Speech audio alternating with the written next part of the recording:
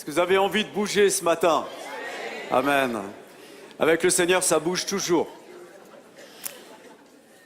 Beaucoup de gens mettent le focus sur la Russie en ce moment.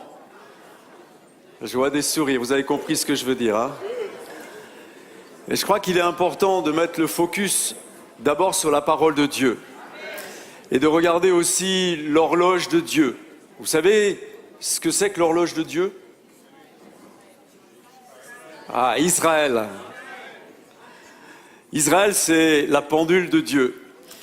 Et j'ai eu le privilège la semaine dernière de passer 3 jours en Israël. Juste 3 jours.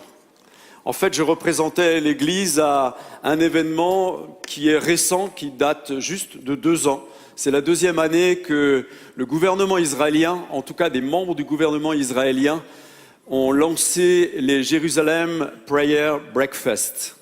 Alors, qu'est-ce que c'est que ce truc-là? C'est simplement bien que dans le gouvernement israélien, il y a des personnes qui ont rencontré Jésus.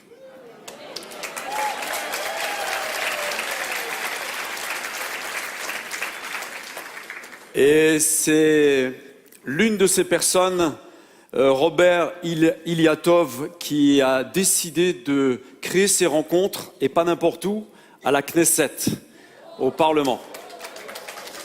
Donc nous étions invités, on était 500, un peu plus de 500, 570, on nous a appelés délégués des nations à venir bien célébrer d'une part les 70 ans de Jérusalem, d'Israël, mais aussi pour avoir un moment particulier, un moment de prière et de louange.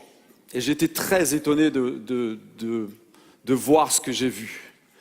Il n'y avait pas que des pasteurs qui étaient invités, il y avait des politiques qui étaient là, il y avait des politiques israéliens, et on a même eu l'honneur d'avoir un discours du président d'Israël, donc qui est venu nous voir et qui était avec nous pendant plus de 2 heures et qui nous a encouragés à prier. Donc Ruben Rivlin, le président d'Israël, a encouragé les nations à prier pour Israël. C'était très intéressant aussi de voir qu'il y avait dans le monde politique qui étaient là, des nations, eh bien plusieurs ministres. J'étais touché de voir des ministres chrétiens. Malheureusement, il n'y en a pas encore en France. Il y avait un représentant politique français, c'était Monsieur Poisson. C'était le seul. Ouais, son nom est prédestiné, hein. En tout cas, il y avait 58 nations qui étaient représentées. Et on était 6 pasteurs français. Moi, j'étais le pasteur qui représentait notre fédération, donc la FEPEF. Et les autres pasteurs venaient des Assemblées de Dieu de France.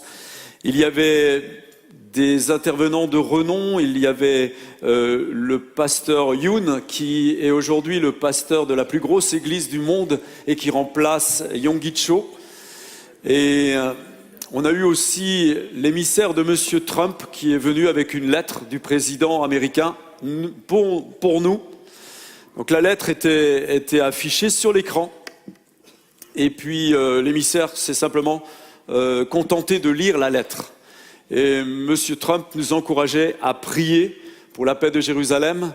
Et il appelait toutes les nations et tous les chefs des nations à mettre leur ambassade à Jérusalem. Et c'était assez rigolo parce que tout de suite après la lecture de cette lettre, c'était le pasteur Yoon Lee qui intervenait, donc le pasteur coréen. Et pendant qu'il intervenait, eh bien, le président des États-Unis était en route pour la Corée.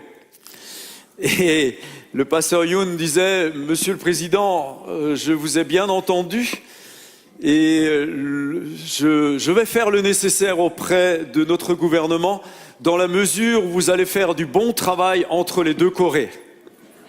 Il est rempli d'humour, on a beaucoup rigolé avec ce pasteur coréen.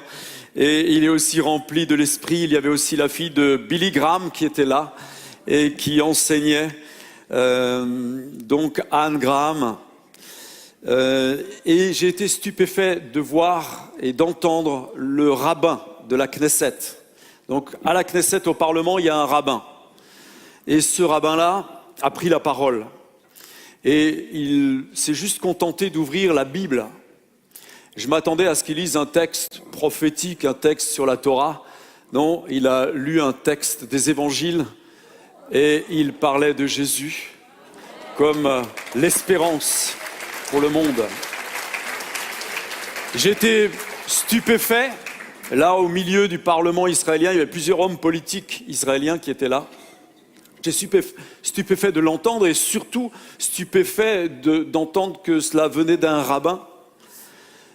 En règle générale, les rabbins ne prononcent jamais le nom de Yeshua. Et c'est un nom qui sort jamais de leur bouche. Et celui-ci, mais ensuite on m'a expliqué que ce rabbin, il y a quelque temps, était monté sur l'esplanade des mosquées. C'est un homme de paix et il voulait avoir des contacts, des relations avec des Palestiniens. Mais lorsqu'il est arrivé sur l'esplanade des mosquées, il y a quelqu'un qui s'est précipité sur lui et qui lui a tiré 3 balles à bout portant dans la poitrine. Mais il est toujours vivant. Il est toujours vivant et il est encourageant. C'est un homme rayonnant de joie. Et je me demande dans quelle mesure il n'a pas encore vraiment, finalement, accepté Jésus-Christ comme sauveur personnel dans sa propre vie. En tout cas, c'était des moments vraiment passionnants et j'engage l'Église. C'est Samuel qui était invité comme le président de l'Église, mais il m'a délégué pour aller là-bas et j'ai vraiment pas regretté. Ce qui est très intéressant, c'est de voir que les choses bougent à une vitesse dingue. Et c'est pour ça que je vous dis que nous devons avoir le focus sur l'horloge de Dieu qu'est Israël. Alors ok, la Russie, c'est un petit moment de détente pour ceux qui aiment le football. Mais pour l'essentiel, gardons nos regards fixés sur ce que dit l'Éternel, la parole de Dieu.